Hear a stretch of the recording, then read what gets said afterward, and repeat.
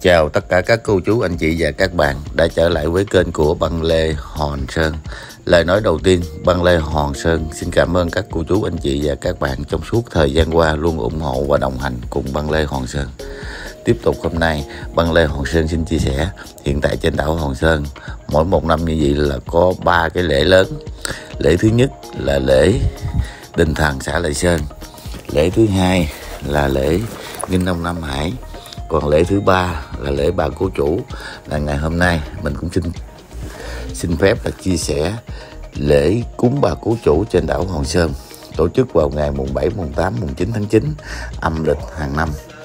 Thì ở đây mình xin chia sẻ về cái tích của bà như thế này các bạn. Bà tên thật là Tăng Thị Phú. Bà là người đến đảo Hòn Sơn đầu tiên, khai phá lập ra Hòn Sơn, hay còn gọi là Hòn Sơn Gái, được xem như là người cai quản ở vùng xã Lại Sơn, huyện Kiên Hải, tỉnh Kiên Giang, từ lúc lập làng, lập ấp. Truyền thuyết kể gần, Bà Cố Chủ có tên thật là Tăng Thị Huệ. Bà hóa chồng ở vậy nuôi con, sinh sống trên đảo Hòn Sơn. Mẹ con bà nuôi heo rất nhiều lái buôn từ nhiều nơi cặp ghé vào mua heo của bà.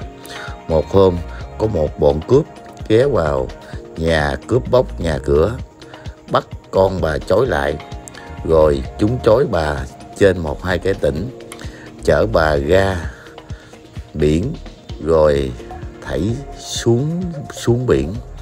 Các bạn biết 2 cái tỉnh là 2 cái gì không? 2 cái tỉnh là nó như là một cái kiểu nước vậy đó, nó rất là nặng. Người dân thời điểm đó là chỉ có dùng tỉnh thôi, chứ chưa có ai dùng lu và dùng khạp này các bạn. Nhưng mà ở đây vì cái sự cố gắng của bà, rồi bà dùng người, bà hạ người xuống, rồi bắt đầu nổi lên, rồi từ đó bà mới tuột chối rồi bà dùng cái tỉnh đó, rồi bà mới lội chở vô được. Cho nên lần đó là bà thoát chết. Khi mà bọn cướp hay tin bà là vẫn còn sống, cho nên là chúng quyết định trở lại lần hai thì chúng bắt bà mà bỏ vô cái lồng heo, rồi ra biển, bọn chúng mới thả bà xuống. Cho nên tại vì trong cái lồng heo á, thì nó cột dây đồ nó chặt quá, cho nên bà ra không được. Nhưng mà các bạn có biết không, khi mà bà chết rồi á, thì bà hiển linh mỗi một năm như vậy. Cái ghe thuyền của mấy thằng bọn cướp mà đi ngang như vậy đó, mỗi lần nó đi qua vùng biển Kiên Giang, là hòn đảo của bà đó là đều phải chìm đó các bạn. Đó là cái sự linh thiêng của bà là như thế. Rồi lúc bây giờ những người dân mà đến đây á, thì người ta thấy cái sự linh thiêng của bà như vậy, người ta mới lập miếu thờ. Thì lúc bây giờ á, cái người dân người ta muốn đi ra biển đánh bắt thì người ta phải lại đây cầu xin bà, thể hiện một cái sự tín ngưỡng đã có từ thời đó luôn các bạn. Nếu mà mình nói về cái sự linh thiêng của vùng miền Tây Nam Bộ thì ở An Giang là có bà Chúa Núi Sam. Còn riêng ở vùng Kiên Giang mà nói về biển đảo thì nói tới Bà Cố Chủ ở Hòn Sơn, hay là miếu Cô Sáu ở Phú Quốc. Đó là một trong những miếu là được người dân sống trên biển là tin tưởng rất từ lâu đời. Riêng Bà Cố Chủ ở Hòn Sơn thì được tất cả những người dân đến đây, từ những người nhập cư hay là những người mới đến, là thể hiện một cái tấm lòng thành kính rất là cao. Thì cái miếu này hiện tại là vẫn còn các bạn. Cho nên các bạn là những du khách đến khu du lịch đảo Hòn Sơn thì mình cũng xin chia sẻ cái địa chỉ như sau. Miếu Bà Cố Chủ tọa lạc tại ấp Bãi Nhà A, xã Lại Sơn, huyện Kiên Hải, tỉnh Kiên Giang. Ngay trung tâm của khu chợ đêm đó các bạn, hay là trung tâm Bãi Nhà đó. Các bạn đi về khoảng chừng 400 m là gặp miếu bà. Thì các bạn hỏi bất cứ người dân trên đảo thì hỏi miếu Bà Cố Chủ ở đây, thì là tất cả là người ta đều biết, và người ta sẽ dẫn các bạn đến miếu bà luôn. Đó là mình xin chia sẻ là như thế. Đoàn nghệ nhân rất nhiều cô gái Mỹ Lai, Mỹ Liên, Mỹ Hoa như hàng năm đáo lệ cúng ngài trị con Bà Cố Chủ Hòn Lại Sơn. Chúng tôi đến đây dưới thuyết trình chính quyền địa phương cấp sở tại sao trong ban hội miếu bà. Đó, cho mọi gia đình làm nghề hạ bạ khi nghe chú cá chú tôm chú mực đầy khoan, còn cho những gia đình thương mại mua mai bán được mua tự bán lợi, làm chảy tiếng cái lời sai gặp được dẫn mai mà tài vô lộc lớn. Cái giờ này đệ tử tâu đổi ca sang nhờ ơn chơi Phật thánh tiêu đang cõi thầy mẹ than tòa đức ký con đồ đức Phật thầy Tây An đức Quỳnh giáo chủ tình Tây tao chủ đức cố quản tiền hai lãnh đạo cùng định bà phú chủ hòn lại sơn chứng minh đây cầu nguyện cầu sinh định bà. Nam mô A Di Đà Phật.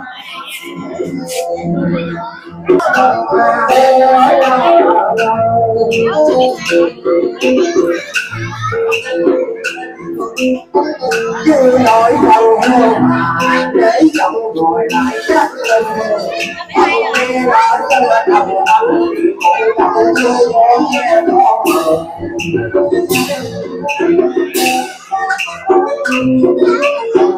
giờ để cô người làm cho nó cứ đầu còn có ai không ta chẳng mấy chẳng mấy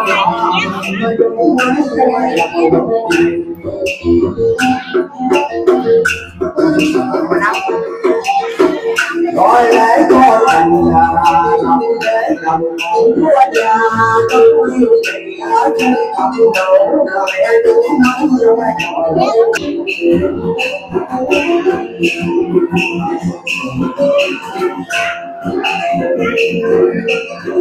gọi lễ cô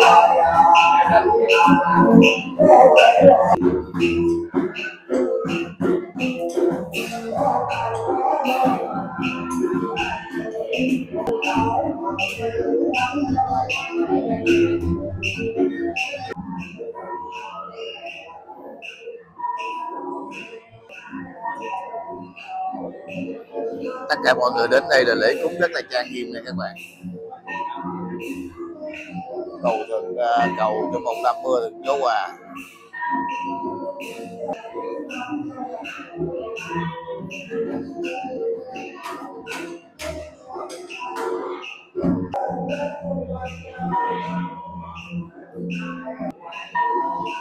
Đây là người dân sống ở dưới ghe lên cùng đốt nhang hành lễ.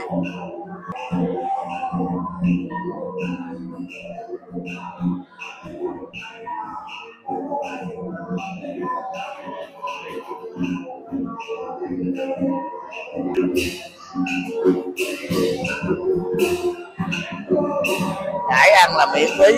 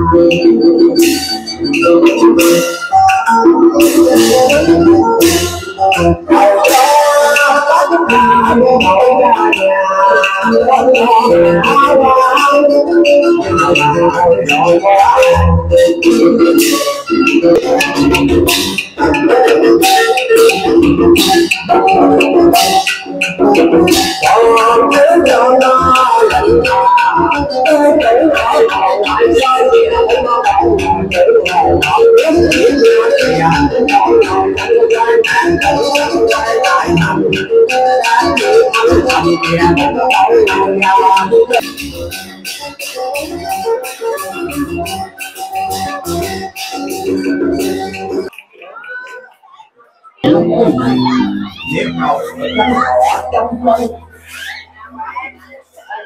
ôi hồi để tấm lòng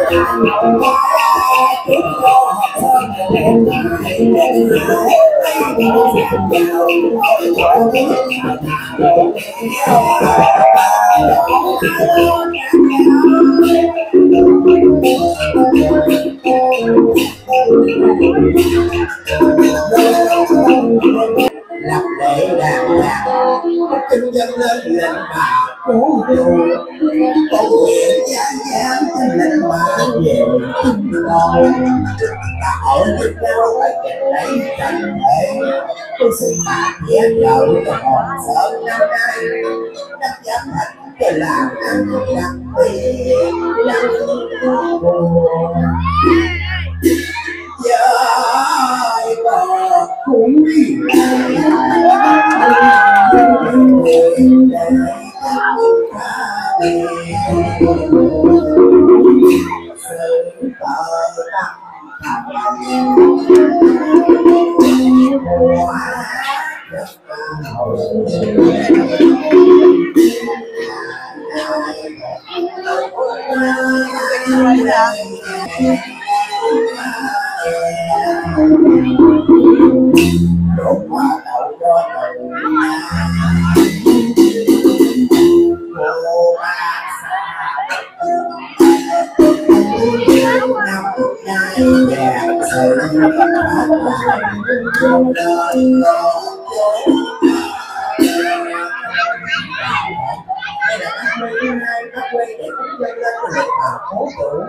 cô bác ơi, sau một năm dài thì ngày hôm nay đoàn các trường cô gái ngày nay đi qua cái cùng các đoàn để về đây cùng chúc lịch bà đây là các quê thì cô bác đừng gỡ tay gỡ này gỡ đau gỡ bệnh gỡ quả gỡ nạn là tụi tao tay làm gì năm nay cuối năm hơn là số tuổi năm gì mình thức sự mùi là năm nay còn từ đây cũng cuối năm là 16 dữ lắm.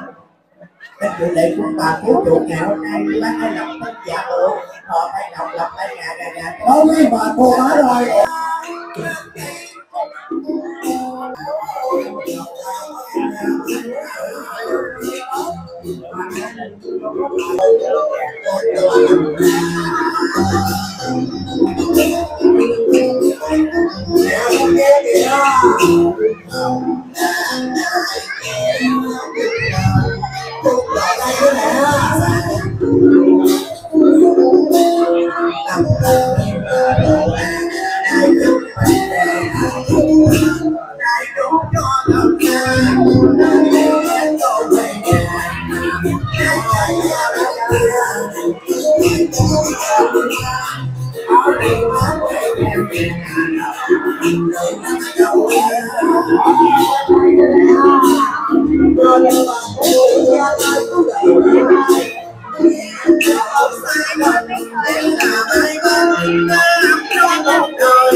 Ngày đây em trai tám mươi em nhớ nhớ trong tình về xem tôi đồ ma đây con xin thì đã đằng nào đây tôi đẹp tôi trong nhà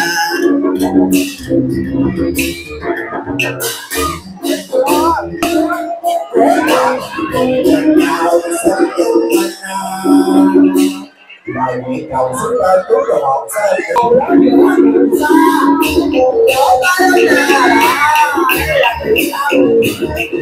gái đâu đó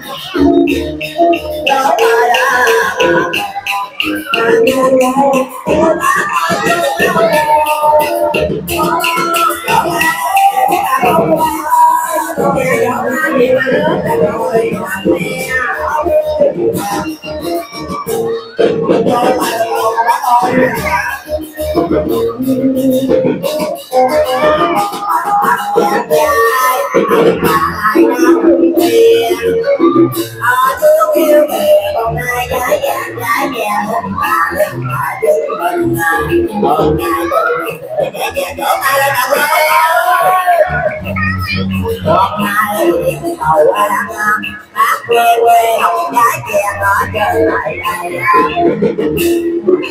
đâu nhau nó xưa con gái kia về đây nó là như nó hào nó nhìn là nhìn quê kia vậy ta không cho chạy kia